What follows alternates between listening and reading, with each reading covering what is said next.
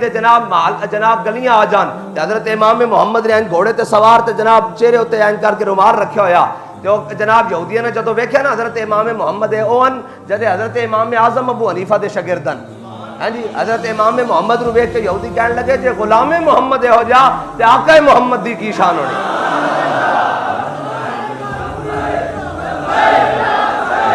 وہ کمال حسن حضور ہے کہ گمان نقص جہاں نہیں. ہاں جی یہی پھول خار سے دور ہے, یہی شمع ہے کہ دھواں نہیں. قیامت تک جتھوں بھی کوئی گل جمع تفریق کر کے لے آئے گا کہ حضور دی ذات کھڑی, اور جتھے بھی کوئی گل سے جھول ملے گا وہ حضور دے بارے نہیں ہو سکتی. جتھے بھی کوئی گل دوسری آ جائے گی وہ حضور دے بارے نہیں ہو سکتی. جتھے گل آ کے خیرات پا کے تکمیل پائے گی وہ حضور دا در ہی.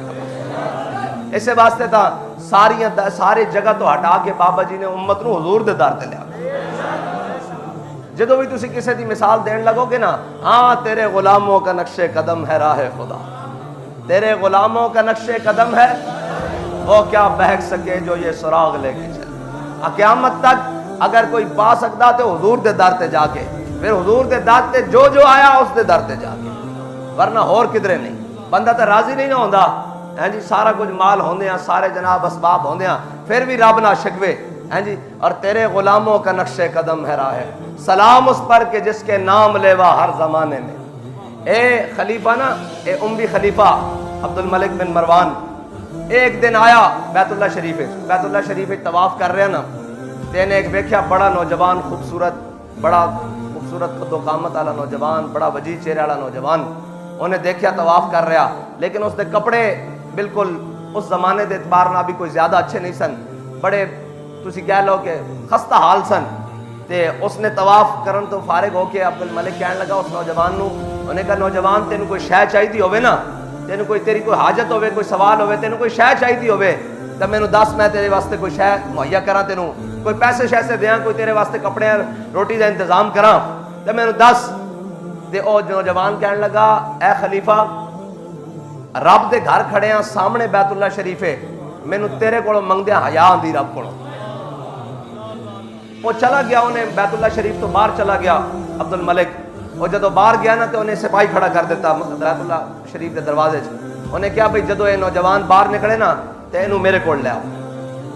وہ جدو نوجوان باہر آئے نا تے وہ سپاہی نے کیا بھئی چلو تو خلیفہ صاحب بلاندے نو, حکمران بلاندا. انہوں نے کہا جی ٹھیک ہے لے چلو. جدو آپ اس کو پہنچے نا تو انہیں کہا ہاں بھئی نوجوان ہون دس, ہون تینوں کی چاہیے. ادو تو جناب بیت اللہ شریف سی, ہون تینوں دس تیری حاجت کی ہے, تیری حاجت پوری کراں.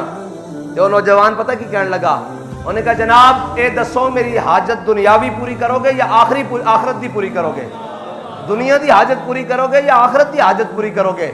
وہ کہنے لگا یار نہیں میں تو دنیا دی پوری کر سکتا, آخرت دی تو کوئی نہیں پوری کر سکتا, دنیا دا مال میرے کول ہے, وہ کوئی دس تیری کوئی حاجت ہے تا. اس نوجوان دا جواب سنو. انہیں کہا جناب دنیا واسطے تو میں آج تک اپنے رب کو بھی کوئی شے نہیں منگی. انہیں کہا جڑا سارے جہان دا مالک ہے میں اس کو بھی کدی دنیا نہیں منگی, جے آخرت وچ میری کوئی مدد کر سکتے ہو تو میری مدد کرو. او جناب ہل گیا اپنی جگہ تو. انہیں کہا نوجوان تو کون ہے؟ انہیں کہا جی میرا نام سالم ہے. انہیں کہا جی بن, انہیں کہا جی میرا نام بن عبداللہ ہے. انہیں کہا جی بن, انہیں کہا بن عمر ہے, حضرت فاروق اعظم دا پوتا.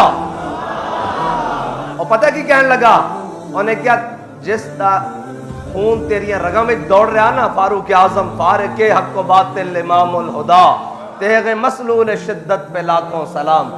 انہیں کہا جس دا خون تیریاں رگاں میں دوڑ رہا نا, وہ خون دا تقاضا یہی سی جڑی گل تو میرے سامنے کی. انہیں اس دا مطلب ہے انہیں کیا بھئی تو نہیں گل کر رہا, تیرے وچوں عمر دا خون بول رہا ہے جی. اے تیرے غلاموں کا نقش قدم ہے راہ. انہیں کہا جھلیا تو کی دے سکتا, جڑا سارے جہان دا مالک ہے, دنیا دی خواہش تو میں اس کو بھی کدے نہیں کی تھی. کوئی آخرت ایک مدد کر سکتا تھا دس کہ رب بخش دے گا, کوئی جناب رب بہتر مقام کر دے گا. تو ہل گیا اپنی جگہ تو. اور حضرت سالم اے حضرت عبداللہ بن عمر دے بیٹے, اور حضرت عبداللہ بن عمر ایک دن نکل کے نا باہر مدینہ پاک تو باہر نکل کے تے جناب پہاڑیاں نا جڑیاں مدینہ پاک دیاں, کدے اس پہاڑی تے جان اونٹ ہوتے بہ کے, کدے سواری ہوتے بہ کے, کدے اس پہاڑی تے جان, پھر کدے اس پہاڑی تے جان تے اس پہاڑی تے جان, اترن مسکران اور پھر جناب سواری تے بیٹھ کے پھر ادھر چل پین تے کسی نے پوچھا تسی یہ کی کردے ہو؟ فرمایا میں اپنے آقا و مولا نو ان کردے ویکھیا بس.